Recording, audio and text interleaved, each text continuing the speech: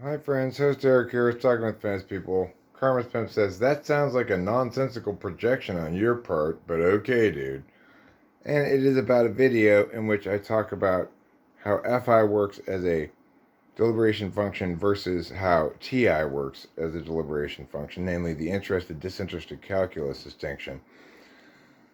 So I thought I'd reply with this comment. I'd share it with everybody. It's worth reading. Let's use your comment here as an example, Karma's Pimp. So you don't make any point in your comment. You simply cast aspersion on my position by suggesting I'm projecting.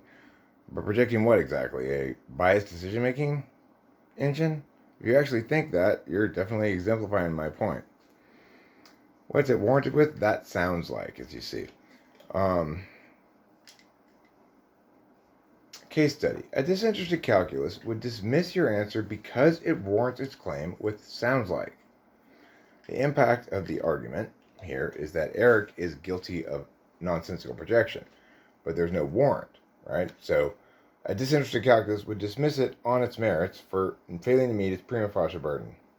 An interested calculus might well agree with the disinterested calculus because such a decision-making process, namely an interested one, would affirm or dismiss your comment or any other matter under consideration in accordance with what the calculating party wanted to be true.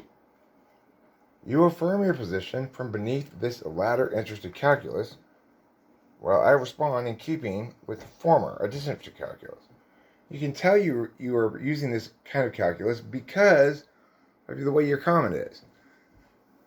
That's not the way a person who thinks with the disinterested calculus addresses things. It sounds like a nonsensical projection on your part. What it sounds like to me is that you're in denial. Because what I say here makes a lot of sense. What you say makes no sense. And nobody would put any weight into something like that because it's not warranted, right? The reason we have warrants for things is so that we can all have reasons to agree or disagree instead of just having our own subjective opinion about things. Okay, so hopefully this clears things up. For a deeper understanding, consider the following. Interested and disinterested parties can be in agreement, but disinterested parties are much more able to note an interested calculus than the other way around. This naturally follows from the definition of interest, after all. So the thing is, obviously, if you're objective in your analysis of yourself and other people, then you're going to be able to say, here's the unbiased position on the matter.